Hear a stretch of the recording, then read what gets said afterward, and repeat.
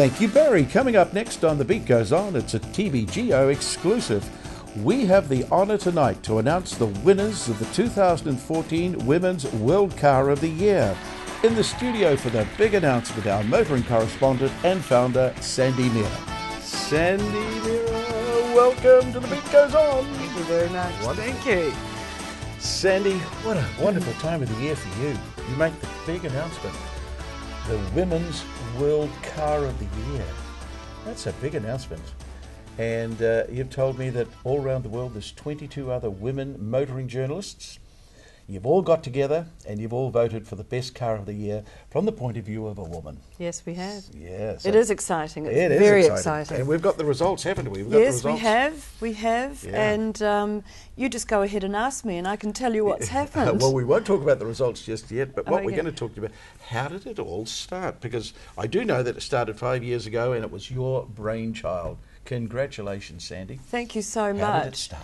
Well, it wasn't entirely me. I was talking to a couple of other motoring journalists and we looked at the World Car of the Year, which comes out of the USA, and they had 45 judges on their panel all choosing men, I bet. all men. And in one of those throwaway lines, Yeah. someone said, why don't you start one? So Christmas 5 or 6 years ago, I said, yes, I am going to start one.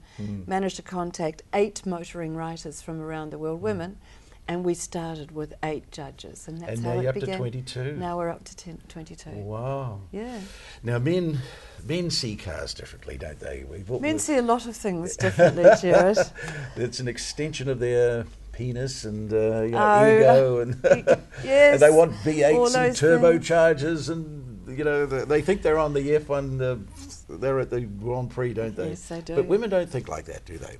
They see a car differently. How does a woman see a car? Well, we all probably see it differently. I think that there are statistics, and motor companies spend a lot of money doing these sorts of statistics. And women apparently buy for safety, they buy for value for money, they buy partly for transportation and partly for fantasy fulfillment. Ooh, so those are the 4. Women have fantasies too. They do. Well, that's new to me. No. I hate to tell you, but I'm going to talk about this in a little while when we talk about our dream car. Most car buying decisions, 80% are made by women. Well, it's changing, not just for that husband and wife decision making, but you get a lot of women over about the age of 50 who are on their own for whatever reason. Some have chosen to be, sometimes they've outlived their husbands, and they're independent, they've got money, so they're choosing their own cars.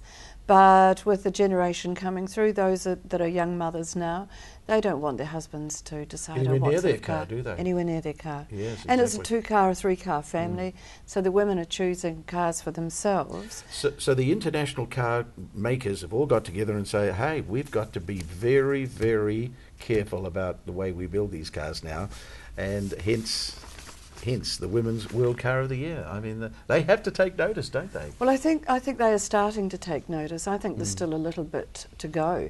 And I think most of the girls in Women's World Car of the Year would say the same thing, that they still struggle for recognition. They get read by the public, and the public like what they're doing and saying. But motor companies still don't have women featuring in their ads a lot. They're salesmen, and they're mostly men, don't quite understand how to treat women on the car yard, but it's changing. And we've noticed with Women's World Car of the Year that our voice, our collective voice, is just starting to be heard by the motor industry and by other media. And most of the motoring journalists are male as well. So we've got a little road to get over, a little bridge to get over, if you like, but it's happening. Now, Sandy, for you to become a motoring correspondent, that was once a male-dominated area, wasn't it? What was it about cars that you liked that you became well-known in New Zealand as a motoring correspondent? How did that all come about? A little bit of history. I didn't really plan. I didn't have an epiphany and wake up and say I'm going to be a motoring journalist. I just sort of got on with a crowd, as you do when you're teenagers, and they all belonged to the University Car Club. We used to go out to Pukekohe and they would race. I never thought about racing. And so they were the guys. And you just by osmosis heard them talking about cars? Well, not really. I worked for the Auckland Star as a reporter, and the chief reporter was John Addison, and he said, I want a motoring journalist. So I started writing about cars first. And then I started covering motorsport after that. So the first thing was cars. So that's my first love. Now, Sandy, the main thing is tonight we're going to announce the winner, but then coming up right after that, in the next couple of weeks, we're going to do a half-hour show on these winning cars. But Yes. tonight we can only just basically announce the winners. So This is the announcement. yeah, this is the big announcement. This is and nobody else has announced it. It's No, first we're on waiting. the beat goes on. We're waiting, yes. Wow, this is big responsibility for us. So Yes, it is. shall I do the drum roll? Oh, I think a little bit, yes. Now, Sandy, we've got 6 categories. Family car. Who was the winner of the family car? Family car, the winner was the Audi A3 Saloon. Wow, and in the sports car? Sports car, another Audi, and that's unprecedented Yeah. in Women's World Car of the Year, the Audi S3. Oh, Audi are going to be happy, aren't they? I think very happy. In the luxury car? Well, this was one of the fairly big cars, the Mercedes-Benz S-Class, Oh. and that won handsomely in the luxury car It segment. just had to win, didn't it? Yes, it did. Wow. And in the SUV, women love their SUVs, don't they? Well, they do, and it's Range Rover Sport this year, which is Ah. quite interesting because the Range Rover Evoque has won the Supreme title before a couple of Yeah. years ago, but this year the SUV category is won by Range Rover Sport. Now, for us people on incomes like you and me, the budget car of the year. Well, What the was budget, we differentiated budget and green car or small car, Yeah. but the budget car, and that was won by the Honda Jazz. Now, it's also known internationally as the Honda Fit. So that's first in the budget car category. And the last category of the 6, the green car of the year. Now, this is a car we don't get in New Zealand and in other countries around the world, but it's very, very popular and it's gaining huge grounds. It's the Tesla Model S. That's electric? It's an electric car. Wow. Now, out of all the 6 categories, of course, we've got 6 winners, but then we have a supreme winner. Drum roll once again. Wow, here it comes. The supreme winner is... The 2014 Women's World Car of the Year Supreme Trophy winner is the Mercedes-Benz S-Class.